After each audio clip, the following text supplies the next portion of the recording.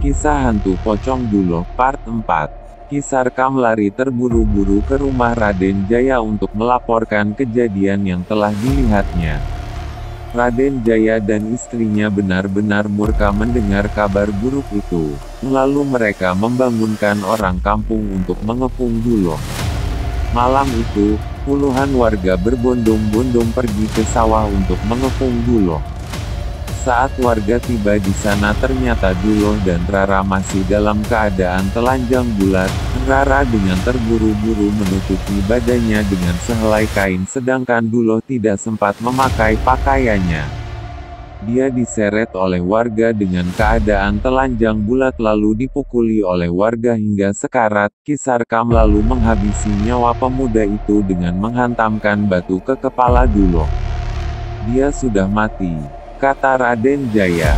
Inggit sebenarnya kasihan sama Duloh, tapi ia tak mampu berbuat apa-apa, ia hanya bisa menyaksikan penderitaan pemuda itu. Raden, Duloh ini bisa hidup lagi, ia punya ilmu hitam, ujar Kisarkam.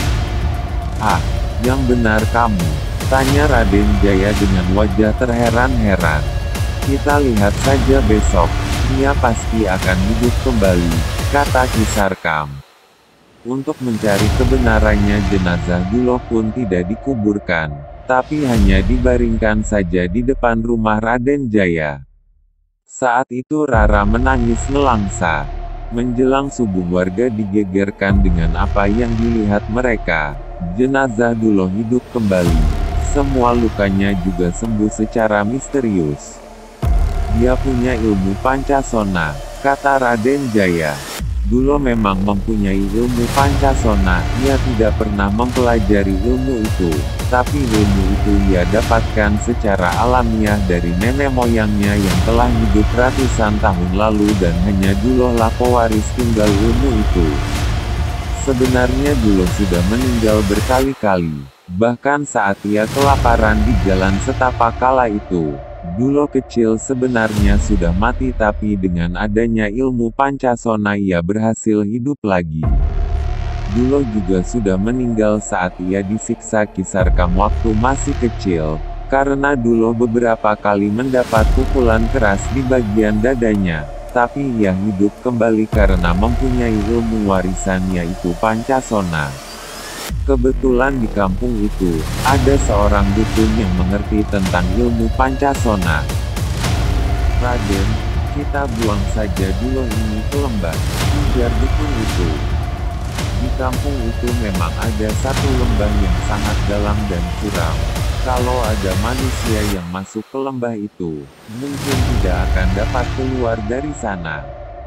Duloh pun diseret warga menuju lembah mengerikan itu. Sementara Rara hanya bisa menangis sejadi-jadinya. Ia memohon kepada ayahnya agar Duloh tidak dibuang ke lembah. Tapi Raden Jaya sudah gelap hati. Ia akan tetap membuang Duloh ke lembah itu.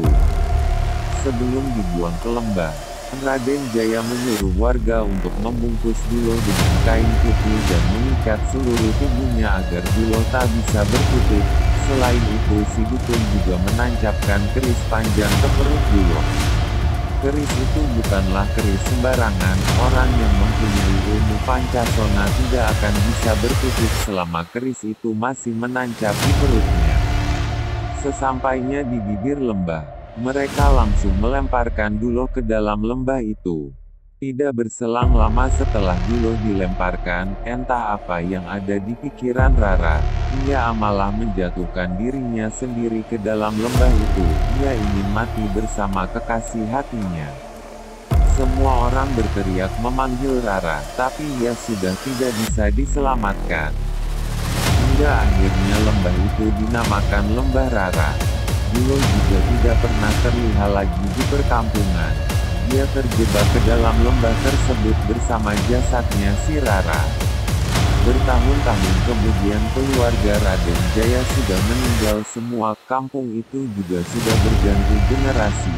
Lembah Rara yang dulu menjadi tempat pembuangan Duloh, semakin hari menjadi semakin dangkal, karena kian tertimbun tanah. Suatu hari ada lelaki parubaya yang turun ke lembah itu, untuk mencari rumput. Dia harus memberi makan kambing-kambingnya. Dia melihat di dasar lembah ada tumbuhan dan rumput liar di sana. Awalnya dia tidak melihat keanehan apapun. Namun tak lama kemudian melihat erangan seseorang. Lelaki itu kaget, napasnya terengah-engah. Dia heran. Suara apa tadi? Bisiknya dalam hati. Karena penasaran dia pun mendekati sumber suara itu. Suaranya seperti ada di dalam tanah. Dengan terburu-buru, ia menggali tanah itu dan untungnya tak terlalu dalam. Setelah berhasil menggali tanah itu, ia melihat sesosok manusia yang dibungkus menggunakan kain putih. Bukan hanya itu saja, lelaki itu juga melihat ada keris yang tertancap sosok manusia itu. Lelaki parubaya itu menyangka kalau sosok lelaki itu adalah korban pembunuhan yang masih bertahan hidup. Dia malah mencabut keris yang menancap di tubuhnya Dulo. Seketika saja Dulo terbang ke langit sambil tertawa terbahak-bahak. Dulo sudah bukan lagi manusia. Tubuhnya dipenuhi oleh energi makhluk gaib yang jahat. Ia pun gentayangan dan masih menggunakan kain putih itu. Dulo menghantui warga kampung dan semenjak saat itu dikenal hantu bernama Pocong. Biasanya warga menelan beras yang telah dibacakan mantra agar terhindar dari gangguan pocong. Inilah akhir cerita hantu pocong Dulo. Terima kasih telah menonton channel ini. Jangan lupa klik tombol like, komen, dan subscribe-nya. Akhir kata, assalamualaikum warahmatullahi wabarakatuh.